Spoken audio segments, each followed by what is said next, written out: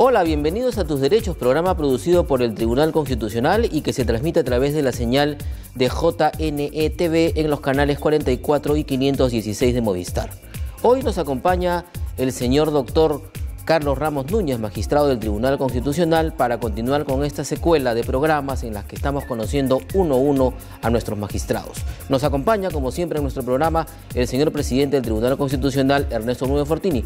Doctor Blume, doctor Ramos, muchas gracias por estar aquí. Gracias a ustedes por la invitación.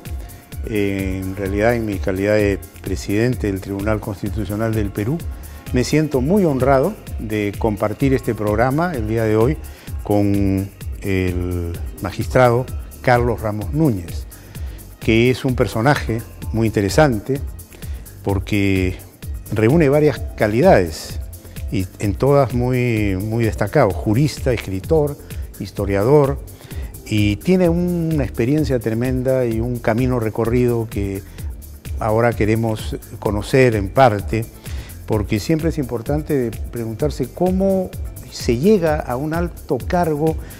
¿Cuál es el camino que debemos recorrer para que otros lo analicen y puedan eventualmente aspirar a cargos de este nivel, marchando por un camino recorrido ya por otros y que ha sido un camino exitoso?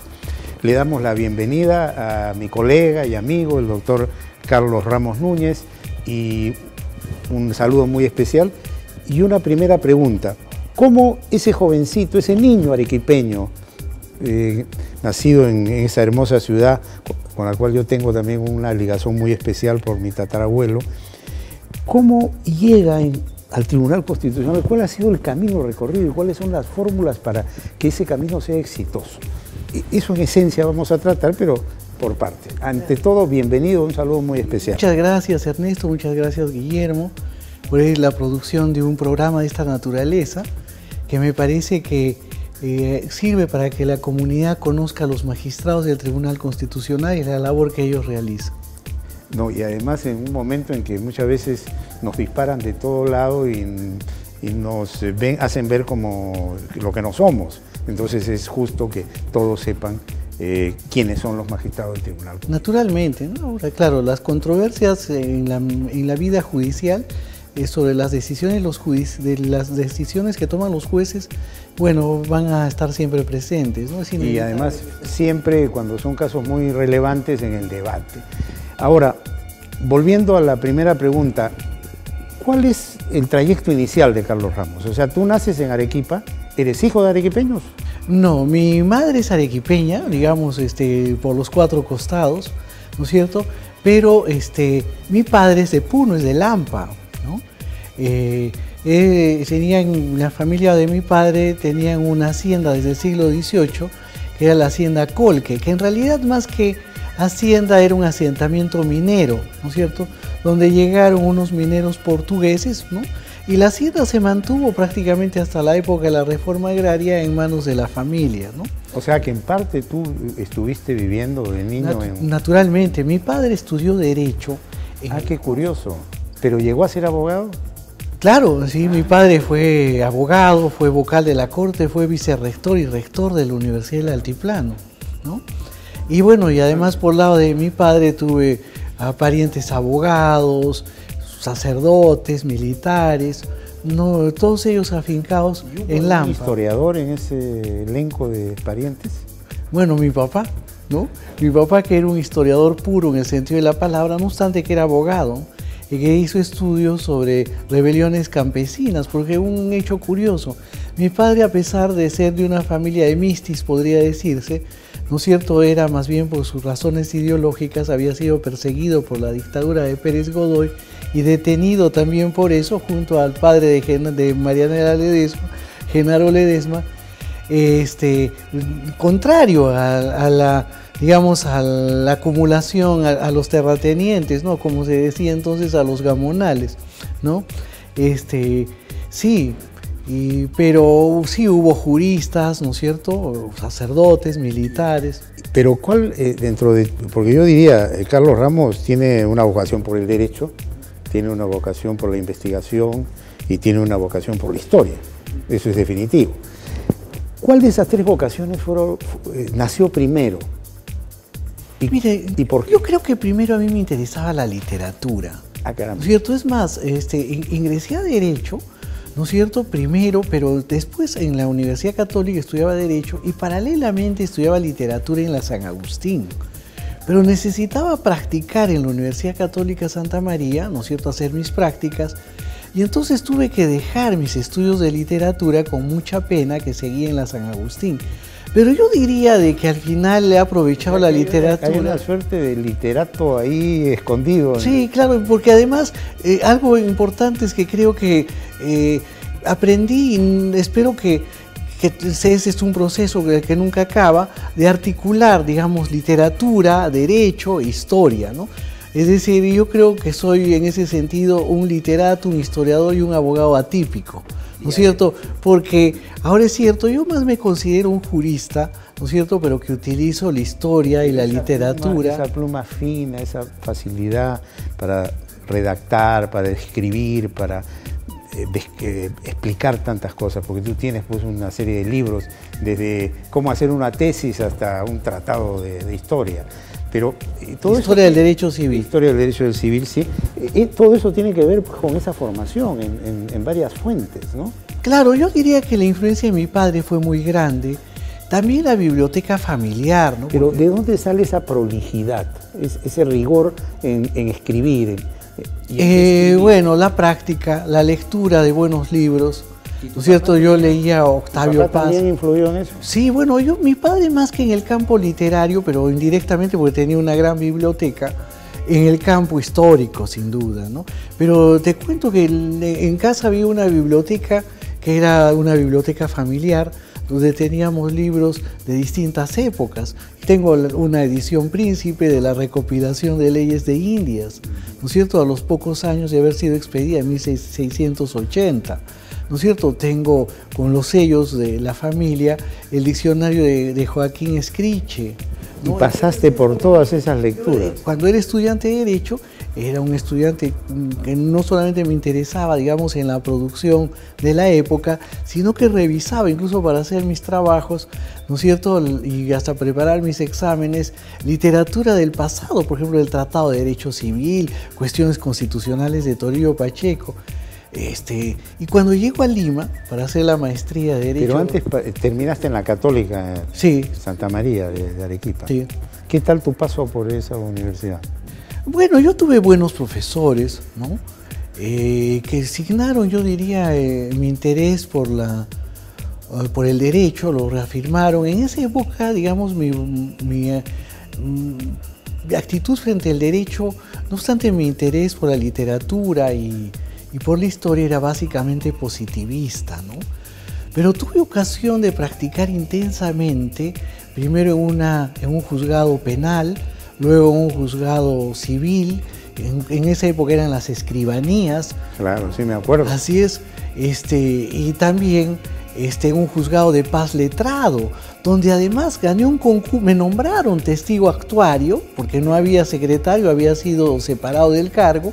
Y entonces a mí me nombraron testigo actuario siendo practicante, y es más, gané un concurso de secretario de juzgado cuando tenía menos de 25 años y hubo necesidad de interpretar la ley orgánica del Poder Judicial de la época, porque la exigencia de 25 años sería para aquellos que no tenían el título profesional de abogado, pero para entonces yo ya lo tenía. Una curiosidad, doctor, y el antecedente familiar y ese episodio que nos cuenta.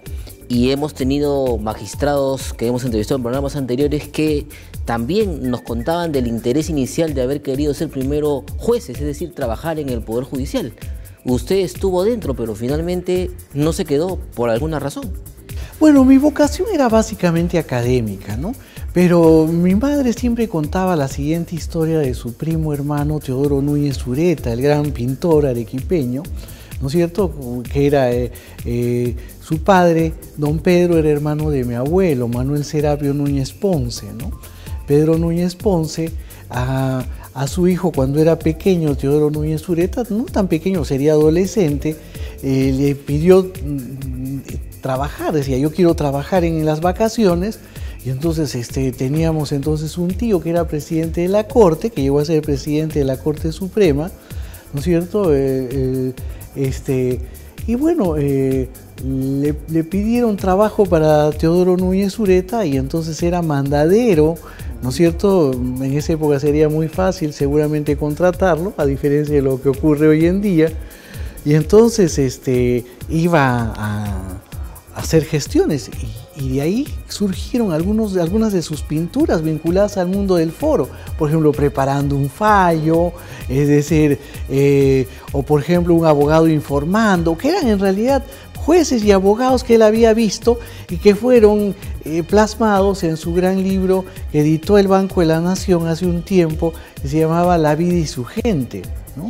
Y entonces eso a mí me interesó el tema de la justicia. Una pregunta, sí. Si analizando retrospectivamente todo tu pasado, tendrías que rescatar, aparte de tus padres, por cierto, alguna persona que fue un referente o que guió en gran parte tu camino, o fueron varias. Fueron varias. Por ejemplo, yo creo que aquí en Lima una persona que influyó mucho en mi vocación fue el doctor Fernando de Trasení, ¿no es cierto? Porque yo le hablé de la posibilidad de hacer en la maestría de Derecho Civil un libro sobre Torillo Pacheco. Ahí surge... Así es, y a mí me dijo, estupendo, me parece bien. Te alentó. En otro contexto me habrían dicho, mira, eso es de historia del derecho, porque alguna gente no entiende, ¿no es cierto?, de que la historia del derecho es también un instrumento de análisis. Yo no estoy hablando de la historia en general. Y además hay una cosa que yo la comparto plenamente, pero se le ha oído en varias oportunidades a Domingo García Belaúnde. El buen constitucionalista tiene que conocer de historia.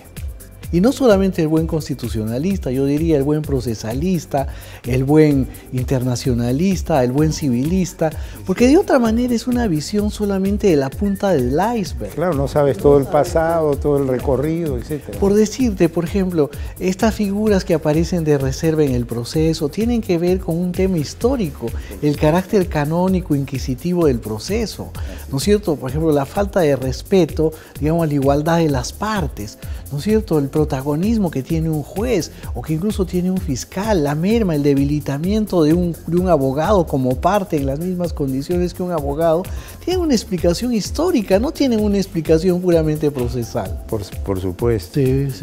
Bueno, doctor Ramos, presidente Blume, permítanos hacer una pausa, luego de la cual continuaremos ese interesante diálogo con el doctor Carlos Ramos Núñez, magistrado del Tribunal Constitucional. Ya retornamos.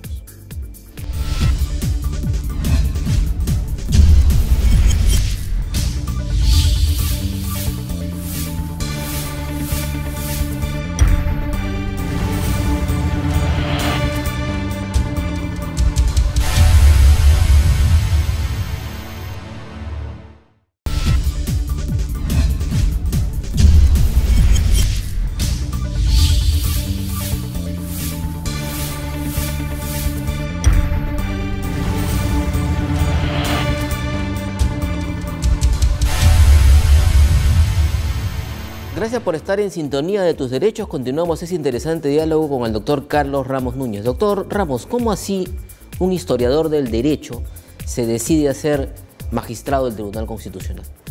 Bueno, en principio yo soy abogado de formación, ¿cierto? Soy un jurista, no soy un historiador en general, soy un historiador del derecho. De tal manera que lo que examino es básicamente la dinámica jurídica, ¿no es cierto?, los textos legales. Yo leo los textos legales del presente, pero sobre la lógica de una narrativa histórica, ¿no es cierto? Creo que los textos actuales, la Constitución, en fin, se entienden mejor a la luz de la historia. Ahora, no sería el único, porque Francisco Tomás y Valiente, magistrado del primer Tribunal Constitucional Español, ¿no es cierto?, fue un destacado y presidente, además, en un momento del Tribunal Constitucional Español, fue una figura central en el campo de la historiografía jurídica española, ¿no? Desgraciadamente fue asesinado una vez que dejó el cargo por el ETA, simplemente porque él alentaba desde su papel de columnista del diario El País, ¿no es cierto?, un diálogo, la paz, y estos grupos extremistas lo asesinaron nada menos que en su despacho de profesor. Recientemente Paolo Grossi, ¿no es cierto?, otro gran destacado historiador del derecho, después de 9 años ha cesado en el cargo como magistrado de la Corte Constitucional Italiana. Y en México, uno de los ministros de la Suprema Corte de la Nación, José Ramón Cosío, es también un historiador del derecho. Entonces, de tal manera que no debe de extrañar el papel de los historiadores del derecho en las Cortes y en un tribunal constitucional además, que sin duda se interpreta la Constitución. Estoy de acuerdo de que la mayor parte de los miembros sean constitucionalistas, pero creo que también es importante que hayan otras especialidades, que le den otra mirada. Por ejemplo, en el Tribunal Constitucional Español había Luis Díez Picasso, que era un connotado civilista. Entonces, creo que la Constitución, yo lo decía siempre, es un asunto muy serio como para que quede solo en manos de constitucionalistas. En realidad, todos tienen que ver con la Constitución, ¿no? Bueno, doctor Ramos, y aquí en el Perú, de su experiencia, de su recopilación, de sus investigaciones, ¿qué otros historiadores del derecho podemos resaltar o de repente usted está investigando para llevarlo luego más adelante en algún tipo de publicación? Bueno, yo creo que, digamos, quien sienta las bases científicas de la disciplina es Jorge Basadre, ¿no?, que tiene 2 grandes libros en materia de historia del derecho. Son Historia del Derecho, que publicó hacia el año 39, que fue un manual que se dictaba en San Marcos, pero su gran libro es Fundamentos de la Historia del Derecho, y que se publicó en 1956. Yo tengo un pequeño libro, desgraciadamente no está muy bien editado, sobre Jorge Basadre, historiador del derecho y comparatista. Ahora, posteriormente, yo diría que otra figura muy importante ha sido Fernando de Trasení, ¿no? Sus libros sobre la idea del derecho en el Perú republicano del siglo XIX, El país de las colinas de arena, sobre la inmigración china en el Perú, es decir, Ciriaco y Urtecho, litigante por amor, son libros centrales, capitales para la comprensión de la historia del derecho. Y bueno, hay gente joven, uno de ellos Renzo Nores, por ejemplo, que ha destacado en el campo del derecho colonial o derecho indiano, o un colega, lo mismo José Gálvez, ¿no es cierto? También yo lo mencionaría en el campo, digamos, de la historia jurisdiccional militar, por ejemplo, tiene un trabajo valioso.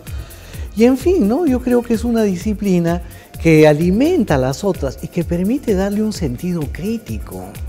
Es decir, la historia del derecho no es una historia laudatoria, es una historia crítica y que permite comprender las distintas disciplinas en su dinámica y ver si su evolución es la correcta o no.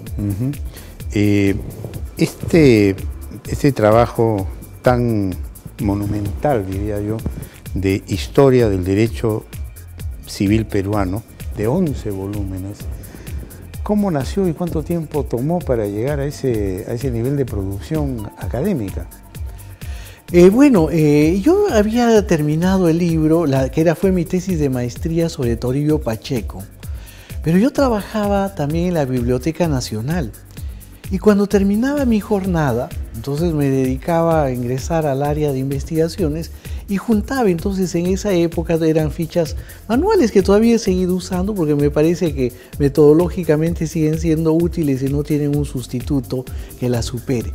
Entonces junté tantas fichas que después ya me pareció que era necesario emprender un trabajo más grande de historia del derecho civil. El primer tomo fue dedicado a Manuel Lorenzo de Vidaurre, ¿no es cierto?, y a la producción jurídica de comienzos del siglo XIX. Me permitió en gran medida, digamos, avanzar estos trabajos 2 cosas, ¿no? Yo tenía que ser profesor a tiempo completo de la Católica, pero algo pasó que no pude serlo.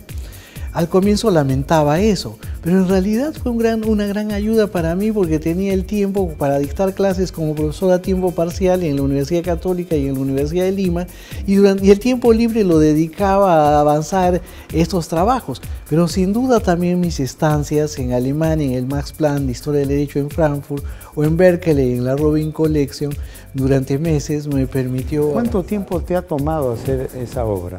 Bueno, desde el año 98, más o menos a la fecha. 20 años. Sí. Y claro, desde el año 2011 que publiqué el último volumen, el 7º, dedicado a José León Barandiarán, Ángel Gustavo Cornejo, en fin. He juntado materiales, pero no he podido publicar el 8º volumen, ¿no? Porque ahora tampoco tengo tiempo. Pero yo diría que en un año o año y medio debo de terminar el 8º volumen, que está dedicado a instituciones del siglo XX, reforma agraria, llanaconaje, igualdad de la mujer, igualdad de los hijos, ¿no es cierto? Cuando se supera ese derecho que tenían, por ejemplo, los hijos ilegítimos de recibir solo la mitad de la cuota hereditaria, o los derechos de la mujer cuando el marido era el administrador y hasta quien disponía de la sociedad conyugal, de bienes de la sociedad conyugal, y podía dejar a la esposa en la miseria, ¿no? Quizás ahora eso no se comprenda, pero fue objeto de una lucha jurídica difícil, ¿no? Como la secularización del matrimonio, en fin. Variando un poco de tema, tu labor en el Centro de Estudios Constitucionales, porque para conocimiento de nuestros amigos televidentes, tú eres el director del Centro de Estudios Constitucionales. ¿Cuál es el rol de este centro y cuál ha sido tu mayor preocupación y qué trabajos se han hecho, qué publicaciones en términos generales? Bueno, yo diría de que hubo un momento que el Centro de Estudios Constitucionales, no obstante los esfuerzos de sus directores en la composición anterior, era casi, podría decirse, un lugar de ostracismo, ¿no es cierto?, donde iban los parias del Tribunal Constitucional. ¿No es cierto? Yo diría que ahora ocurre todo lo contrario, ¿no? Es decir, se ha reivindicado, digamos, el papel del Centro de Estudios Constitucionales en distintos planos. Por un lado, en la capacitación, ¿no es cierto?, de jóvenes, abogados, estudiantes que siguen diplomados, siguen cursos, escuchan conferencias y además ya no solamente en forma presencial, ¿no?, porque eso había una visión muy centralista que todavía existe, que esperamos pueda superarse totalmente. Solamente los cursos se impartían en Arequipa, en Lima, no se llegaba afuera. Un gran paso ha sido saltar a los cursos digitales, ¿no? Entonces ahí se ha producido una modernización y llegamos a todo el país, incluso fuera. Y por otro lado está el lanzamiento de varias colecciones de libros. Quiero destacar una, Clásicos del Constitucionalismo Peruano, en vista al bicentenario de la independencia. ¿Por qué? Porque libros como, por ejemplo, José Silva Santisteban, Toribio Pacheco, Luis Felipe Villarán, José María Quimper, eran de conocimiento, digamos, de los expertos, ¿no?, de aquellos que eran ratones de biblioteca, pero no llegaban al abogado común. Lo que hemos hecho es publicar esos libros en versión impresa, pero además en edición digital, de tal modo que pueden llegar a cualquier interesado. Y de esa manera se demuestra la existencia de una tradición constitucionalista peruana. Eso es muy importante. ¿No es cierto? Porque es importante pensar de que la Constitución es cultura, es sentimiento, pero también es tradición, ¿no es cierto? Y hemos publicado también, digamos, en alianza con el Ministerio de Justicia y en breve con la Academia de la Magistratura, por primera vez en el Perú, las ediciones facsimilares, ¿no es cierto?, las ediciones oficiales de las constituciones, ¿no es cierto?, del Perú, y además hemos publicado los proyectos todavía tenemos que publicar más de las distintas, hemos publicado un grupo, nos falta algunas, nos faltan muchas en realidad, de proyectos de constituciones, pero además, por ejemplo, hemos publicado en alianza con el Colegio de Abogados de Lima un libro sobre amparo, vamos a publicar otro libro sobre habeas corpus, vamos a publicar otro sobre habeas corpus. También hemos puesto al día la revista, que empieza a ser indizada. El último número ha sido sobre mujer y constitución, que hemos presentado en Lima y vamos a presentar en Arequipa. Y bueno, hemos publicado también la jurisprudencia de la Corte Interamericana, ¿no? Bueno, la biblioteca también yo creo que ha sido dotada adecuadamente, apoya en la labor jurisdiccional y eventualmente aquellos estudiosos, investigadores que tienen interés en el derecho constitucional o disciplinas conexas. En buena cuenta yo diría que la labor Estamos próximos a que cumpla 4 años en el ejercicio del cargo. ¿Cómo evalúa el trabajo desarrollado desde junio del 2014 hasta la fecha y cuál es el rol que ha cumplido como juez constitucional? Bueno, yo creo, por ejemplo, el caso de justicia militar, ¿no?, que nos tomó casi 2 meses de debates y que creo que fue recibido, algo poco común, en líneas generales en forma de consenso por los distintos interlocutores legales, la ley universitaria, ¿no es cierto?, que fue objeto también de muchos debates, más allá de las discrepancias. Creo que la labor, por ejemplo, recibimos un premio internacional por la sentencia de un brasileño, ¿no es cierto?, que recibió una orden de expulsión por parte de la autoridad migratoria y que nosotros establecimos la necesidad, declaramos eso estado de cosas inconstitucional en mayoría, ¿no es cierto?, y logramos dispusimos de que se estableciera un sistema legal, una norma que regulara el mecanismo administrativo sancionador o sancionador administrativo, algo que todavía no se ha hecho, pero que la jurisprudencia dio pie a que, por ejemplo, el caso de numerosos venezolanos que estaban en esa misma condición, naturalmente siempre dentro de la ley, ¿no es cierto?, se respetasen sus derechos, ¿no es cierto?, y que no fueran objeto de criminalización. Una pregunta, ¿has pensado escribir una historia del derecho constitucional peruano? Mire, yo ya desde que ingresé al tribunal, o incluso antes, moví mi giro de preocupación académica hacia el derecho constitucional, hacia la historia constitucional. Eso explica también que no haya continuado avanzando mi proyecto de historia del derecho civil, ¿no?